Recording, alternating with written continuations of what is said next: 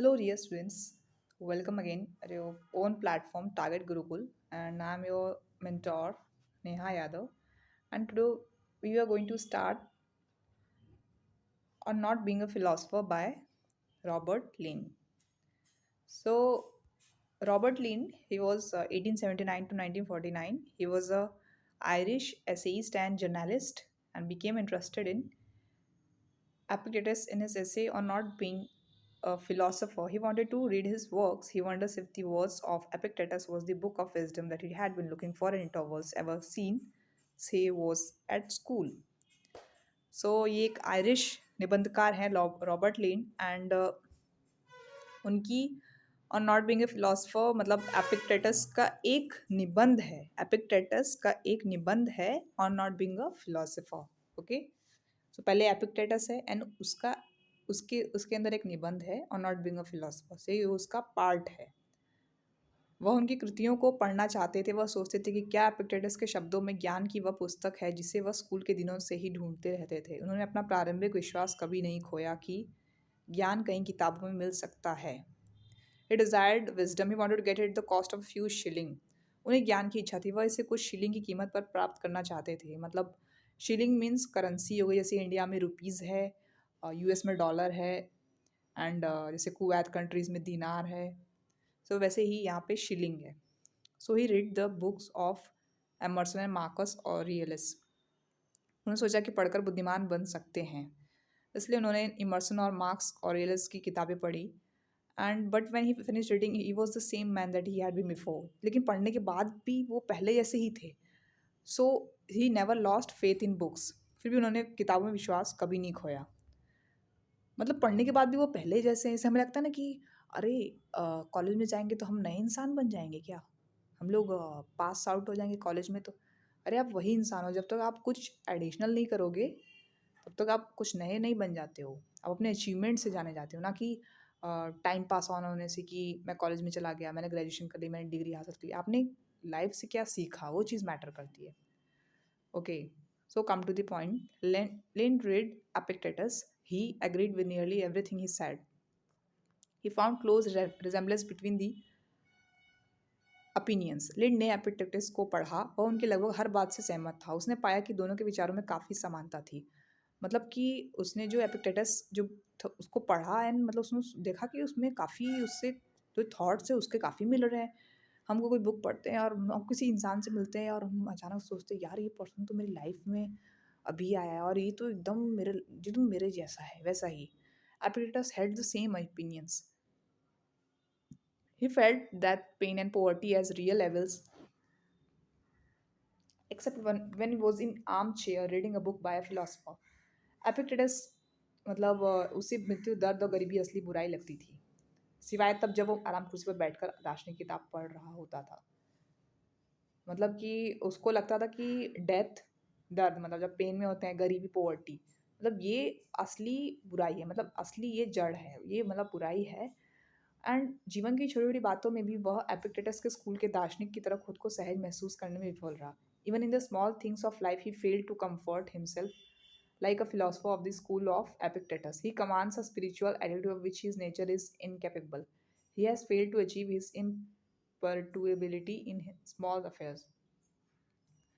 Imperturbability मतलब बहुत लंबा वर्ड है तो इसका क्या मतलब अविचलता विचलित का ऑपोजिट हो जाएगा अविचलता वह छोटी छोटी बातों में अपनी अविचलता हासिल करने में विफल रहा है और यहाँ पे स्पिरिचुअल का मतलब हो जाएगा अध्यात्म When Epictetus expresses his opinions on material possessions, जब एपिक्टेटस भौतिक संपत्तियों पर अपनी राय व्यक्त करते हैं और हमें सलाह देते हैं कि हम उनके प्रति इतने उदासीन रहें कि हमें उनकी चोरी होने पर आपत्ति न करनी चाहिए तो लेखक सिद्धांत रूप से उनके सहमत होता है तो यहाँ पे क्या हो रहा है कि एपिक्टेटस भौतिक संपत्तियों पर मतलब वो अपनी जो मतलब फिजिकल डोमेन है उसमें अपनी वो ओपिनियन मतलब वो रखते हैं कि हमें सलाह देते हैं कि हम उनके प्रति इतने उदासीन रहें कि हम उनके चोरी होने पर आपत्ति न रखनी चाहिए तो लेखक सिद्धांत रूप से उनसे सहमत होता है लेकिन फिर भी व्यवहार में वह उनका पालन करने में असमर्थ होता है और इससे अधिक निश्चित कुछ भी नहीं है कि जिस व्यक्ति की खुशी उसकी संपत्तियों पर निर्भर करती है वो खुश नहीं है। सो बेसिकली जो हमने इससे पहले भी मटेरियल पोजीशन आपको याद है हमने कब पढ़ा था? सो वो चीज़ यहाँ पे कही गई है कि मटेरियलिस्टिक जो थिंग्स हैं उससे आदमी खुश होता है तो वो खुशी नहीं है। और कि मतलब अगर वो मटेरियल लाइफ से खुश हो जाता है तो वो इंसान मतलब उसकी मतलब डिफाइन नहीं करती है। He sure wise man can be happy on a pretense neither Epictetus nor believes happiness to be the aim of life but Epictetus a pretense neither Epictetus nor believes but Epictetus holds up an यहाँ पे कुछ लग रहा है कि typing mistake हुई है शायद a pretense neither okay so but Epictetus holds up an idol of imperturbability. He shows us that we shall achieve if care so little for material things. Stop admiring your clothes and you are not angry at the man who steals them. यहाँ पे वो कहना चाहते हैं कि एपिक्टस विचित्रता का आदर्श प्रस्तुत करते हैं, हमें वह आश्वस्त करते हैं कि अगर हम भौतिक चीज़ों की इतनी कम परवाह करते हैं तो हम इसे हासिल कर लेंगे।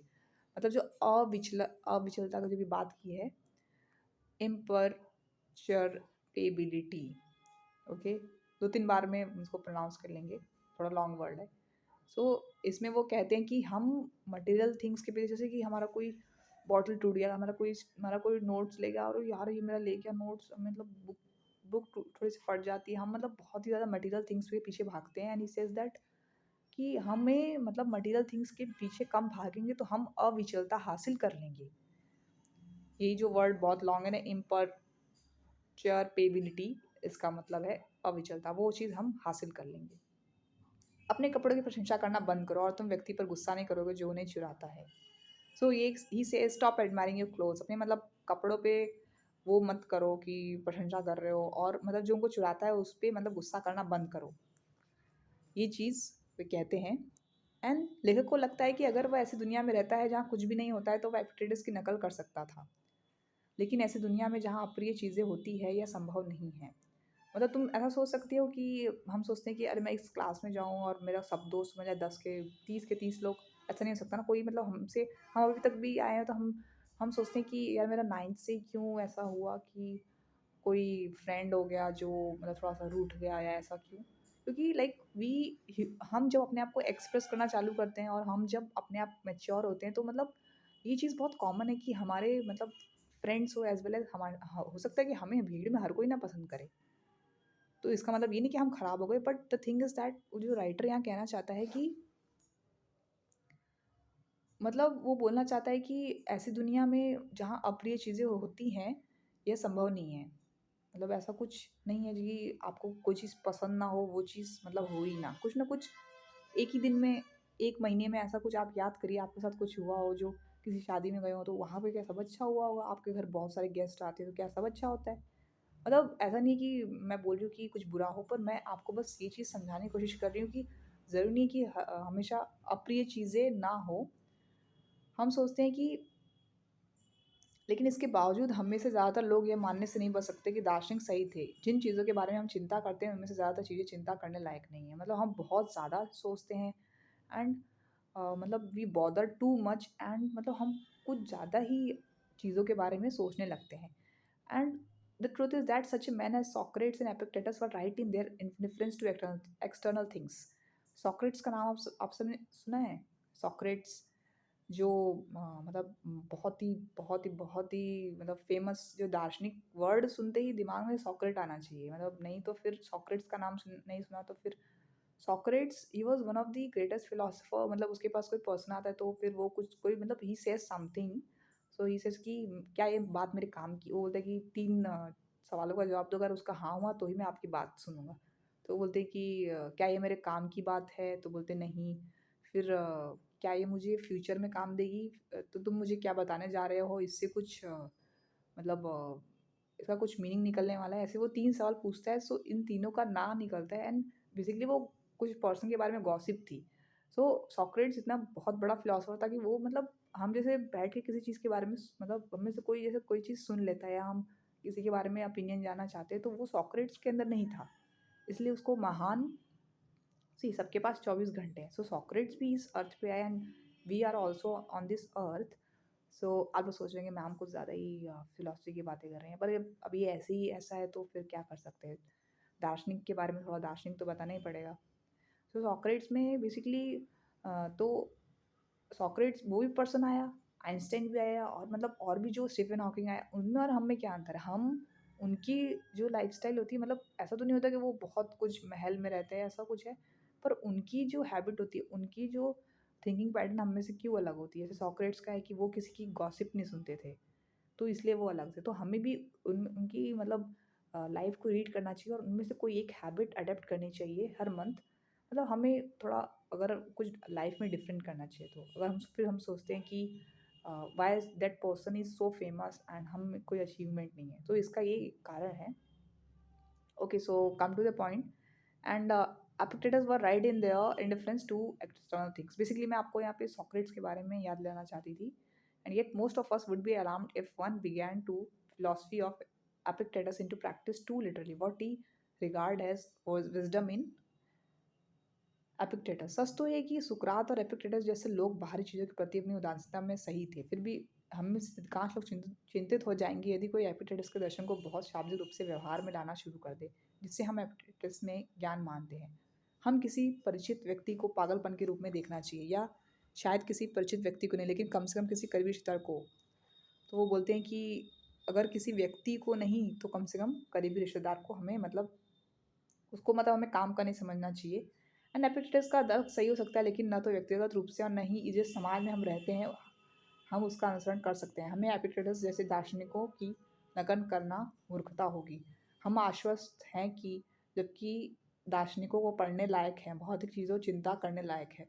यह ऐसा है कि जैसे कि हम ज्ञान का आनंद एक मंच पर एक रमणीय तमाशा के रूप में ले रहे थे, जिस पर दर्शकों का आक्रमण करना अनुचित होगा। लिंड टिप्पणी करते हैं, किसी आवाज़ को सुनकर, किसी किताब को पढ़कर बिना प्रयास के बुद्धिमान बनना, यह सबसे रोमांचक और सबसे सुखदायक सपनों में से एक है। उन्होंने ऐसे ही एक सपने में एपिक्टेटस को मार गिराया।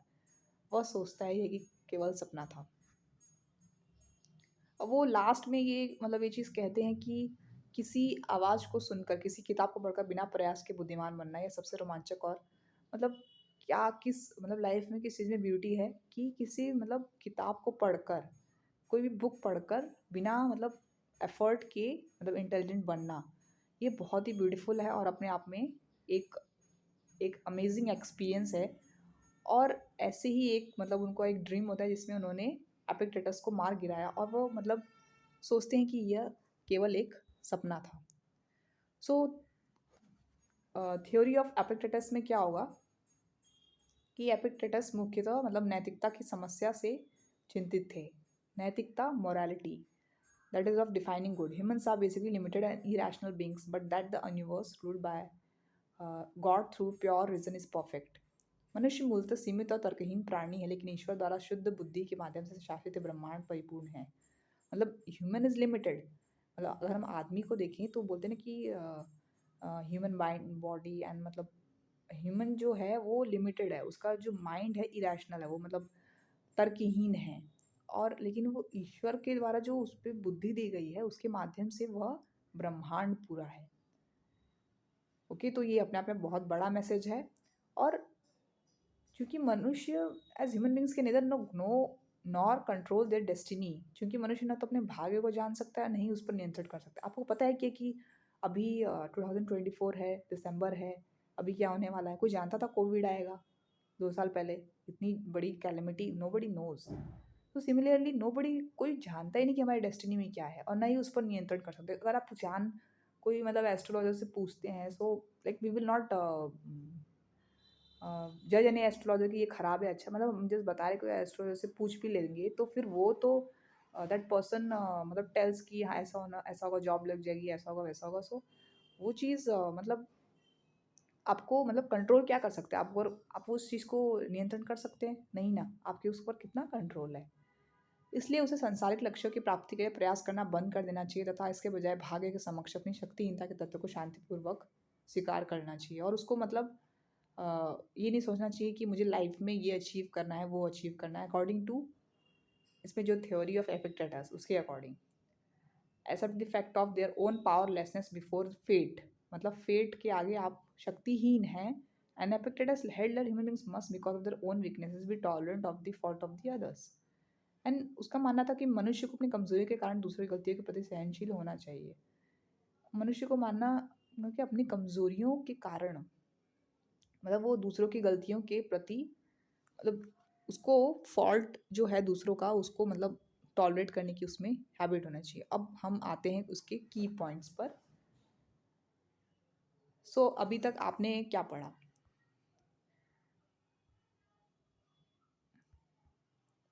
रॉबर्ट लिंड इंट्रो एंड एक बुक है एपिक्टेटस, उसको रीड करते हैं और वो उसमें कुछ कुछ बातें हैं जो कि होप सो, एंड हमने सॉक्रेट्स पढ़ा।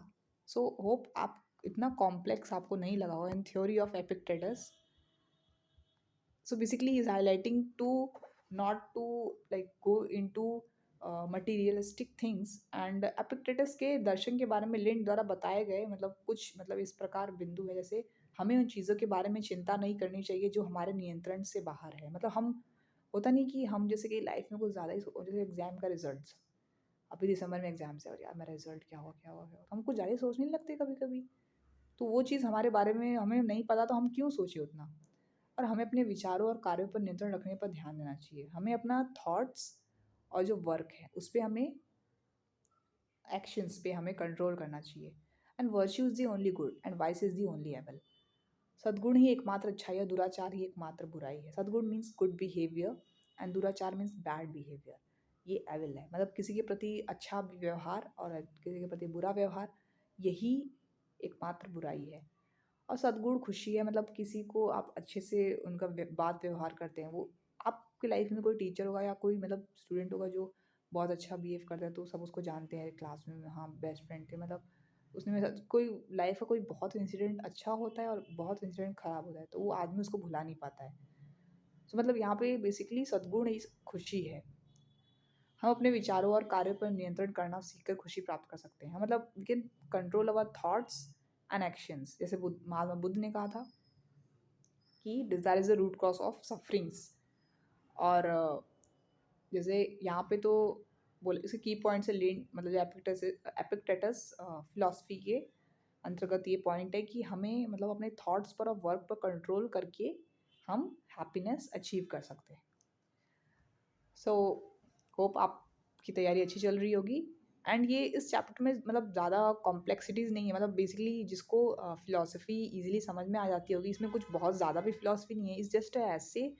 और लाइक इसमें कुछ की पॉइंट्स हैं, मतलब सी आपको मतलब इंग्लिश एज अ मतलब उसको लर्निंग के तौर पे एक फ़न के तौर पे मतलब देखना चाहिए, ना कि मतलब उसको आप मगअप कर रहे हैं कि अरे इस राइटर का ये मतलब आपको उसको 2-3 रीडिंग में विलियम शेक्सपियर, विलियम वर्ड्सवर्थ, मतलब उनकी ये कॉम्पोजिशन है फॉर एग्जांपल। सो आप उसको 2-3 रीडिंग में नो डाउट मतलब किसी कुछ कुछ राइटर्स मतलब बहुत ज़्यादा लगते होंगे, पर जैसे ये अब ये एक ऐसे है, एक आपने एक स्टोरी के फॉर्म में आपने इसको देखा तो वो चीज़ आपको फिर मगअप करने की ज़रूरत नहीं है, आपको इजीली याद हो जाएगी। So that's all for today, and please like and subscribe my channel and join the WhatsApp group. Thank you.